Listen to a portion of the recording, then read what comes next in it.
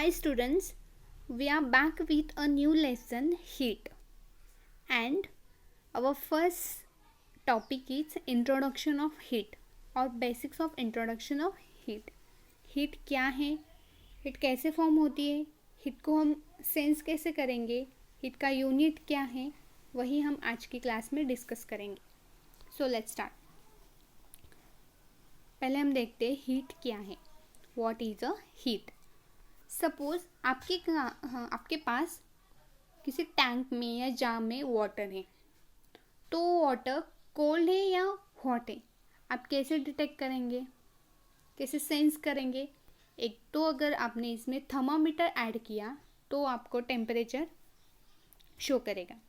तो थर्मामीटर के यूज से हेल्प से आप उसे डिटेक्ट कर सकते हैं उसके टेम्परेचर से कि वो ये लिक्विड और ये वाटर हॉट है या कोल्ड है. बट दूसरा वे क्या है, आप उसे टच करके सेंस कर सकते हैं. आप उसे अगर आपने उसे टच किया तो आपको एक तो एक कोल्ड लगेगा या फिर हॉट लगेगा. सपोज ये वाटर हॉट है, मतलब इसका टेम्परेचर हाई, तो आपने इससे टच करके सेंस किया कि वाटर हॉट है, यानी कि हीट है, वाटर में हीट है. तो हीट को हम कैसे सेंस करेंगे, sense of touch. Heat is a sense of touch, मतलब हीट को डिटेक्ट करने के लिए हम टच करके सेंस कर सकते हैं. हीट क्या है, heat is a basically is a form of energy. Heat एक एनर्जी के फॉर्म में है, और एनर्जी क्या है, ability to doing a work. Work करने की एक एबिलिटी, ये है एनर्जी. देखिए, अगर आपके पास एक एग्जांपल है कुकिंग का, तो इसमें कुछ फूड है या लिक्विड है जिसे हमने नीचे से हीट अप्लाई की है. तो जैसे ही हमने उसे हीट अप्लाई की तो उसमें से क्या होंगे, वाटर वेपर निकलना स्टार्ट हो जाएगा. मतलब वो क्या हो रहा है, हॉट हो रहा है. तो वो कुछ वर्क कर रहा है. उसके पास वर्क करने की एबिलिटी है, मतलब उसके पास एनर्जी है. और कौन सी एनर्जी है, heat energy. I hope students आप समझ गए होंगे what is a heat. So first question for the homework is what is the heat. What is a heat. Heat क्या है, ये आपका होमवर्क के लिए फर्स्ट क्वेश्चन है. अब हम देखते हैं नेचर ऑफ हीट. अब हमने ये तो देख लिया कि हीट एक एनर्जी के फॉर्म में होती है, उसे हम टच करके सेंस कर सकते हैं. ठीक है. अब हम देखते हैं नेचर, हीट कैसे ट्रांसफ़र होती है, हीट का नेचर क्या है. Heat transfer from hot body और high temperature to cold body और lower temperature. Heat is always transfer from hot body to cold body. देखिए, this is a very important topic. Heat always form from hot body to cold body. जो heat होती है energy के form में, वो hot body से cold bodies में transfer होती है, मतलब high temperature to lower temperature. देखिए, अब हम इसका एक एग्जांपल लेते हैं. सपोज आपके पास ये दो मेटल के बॉक्स हैं जिसका फर्स्ट ब्लॉक का टेम्परेचर है 50 डिग्री सेंटीग्रेड. ठीक है. और सेकेंड ब्लॉक का टेम्परेचर है 20 डिग्री सेंटीग्रेड. मतलब ये क्या है, हॉट बॉडी है, और ये भी हॉट है, but as compare to this body ये थोड़ी कोल्ड बॉडी, मतलब इसका टेम्परेचर हाई, इसका टेम्परेचर लो है. तो हीट कैसे ट्रांसफ़र होने लगेगी, from hot body to low body. मतलब सपोज हम इसे मान लेते हैं this is A object and this is a B object. तो ए ऑब्जेक्ट की हीट बी ऑब्जेक्ट में ट्रांसफ़र होने लगेगी अगर हमने इसको एक दूसरे के कांटेक्ट में रख दिया, एक दूसरे के पास रख दिया तो. और ये कब तक ट्रांसफ़र होने लगेगी, जब तक इसका टेम्परेचर सेम नहीं हो जाता. ठीक है. अगर ये इक्वल टेम्परेचर में आ गए दोनों भी ऑब्जेक्ट, तो वो हीट ट्रांसफ़र करना स्टॉप करेगी. मतलब इसका 50 डिग्री सेंटीग्रेड था और इसका 20 डिग्री सेंटीग्रेड था, तो ये ऑब्जेक्ट इसको हीट ट्रांसफ़र कर रहा है. अगर इसका टेम्परेचर बन गया 40 डिग्री सेंटीग्रेड और इसका भी टेम्परेचर बन गया 40 डिग्री सेंटीग्रेड, तो हीट ट्रांसफ़र करना स्टॉप कर देगा. मतलब वो इसके आगे हीट ट्रांसफ़र नहीं करेगा. दोनों भी जब इक्वल टेम्परेचर पे आएंगे तब वो अपनी हीट ट्रांसफ़र नहीं करेंगे, और उस कंडीशन को हम कहेंगे thermal equilibrium. Thermal equilibrium means दोनों भी अपना टेम्परेचर सेम लेवल पे ही ट्रांसफ़र करेंगे, वहाँ पे उसके आगे वो टेम्परेचर हीट ट्रांसफ़र नहीं करेंगे, मतलब इक्वल टेम्परेचर पे वो दोनों हीट ट्रांसफ़र करेंगे. सो हीट क्या है? Heat is always transfer from hot body to low body. ये आपको याद ही रखना है, मतलब this is very important. Heat hot body से कोल्ड बॉडी में ही ट्रांसफ़र होती है. So second question for the homework is what is the nature of heat. What is the nature of heat. अब हम देखते हैं हीट की definition. Definition of heat. What is the definition of heat. पहले हमने heat को देखा. Heat is a form of energy. Heat एक एनर्जी के फॉर्म में, बट कौन सी energy? The total kinetic energy of all the molecules.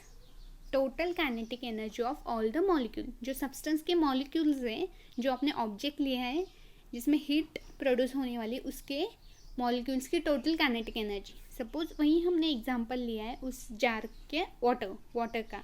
उस जार में हमने वो वाटर लिया है, उसका एग्जांपल हम लेते हैं. अगर हमने उससे नीचे से हीट दिए, ठीक है, नीचे से हीट दिए तो वाटर क्या होने लगेगा? बॉयल होने लगेगा. तो वाटर जब बॉयल होने लगेगा तो उसकी कौन सी एनर्जी होगी? Translation energy. Total kinetic energy. Total kinetic energy means कौन सी एनर्जी है? Translational, vibrational and rotational energy of an object. Translational kinetic energy, vibrational kinetic energy and rotational kinetic energy of an object is a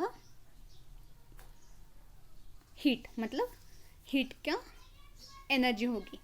heat is a form of energy. तो पहले अगर हमने इसे heat दे दी तो उसका कौन सी एनर्जी फॉर्म होगी? उसकी वाटर की translational energy.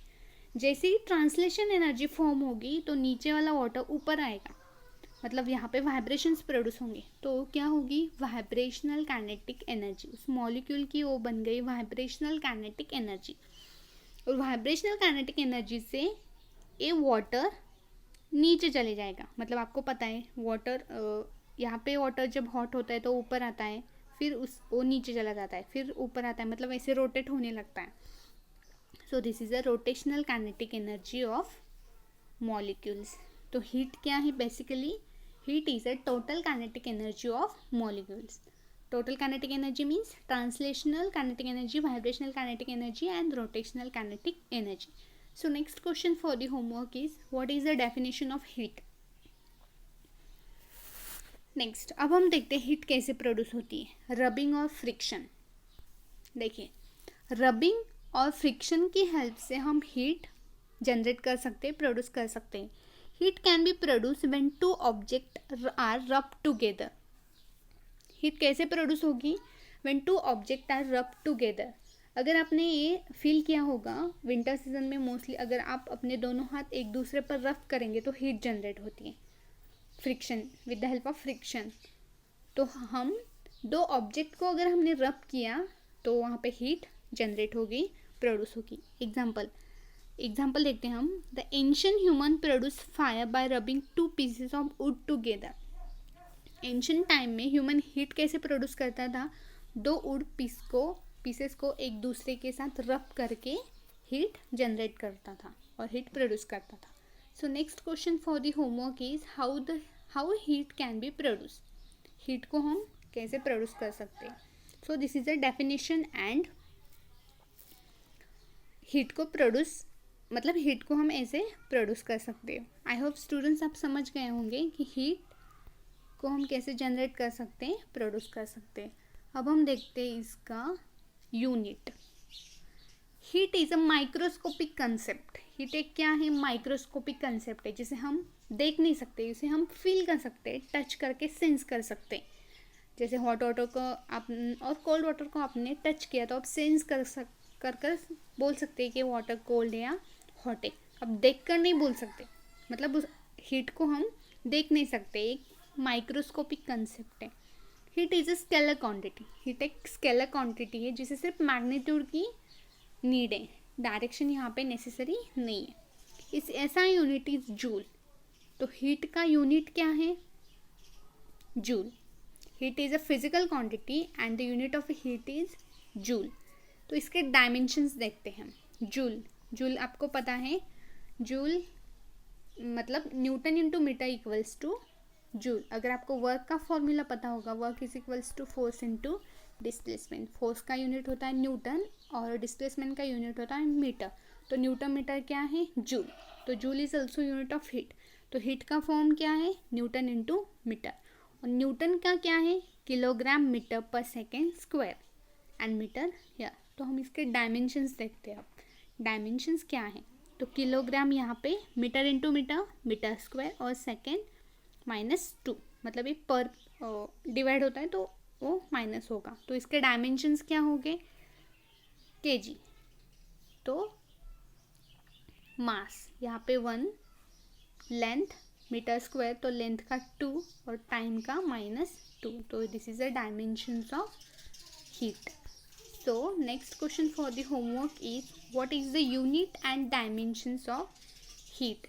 What is the unit and dimensions of heat?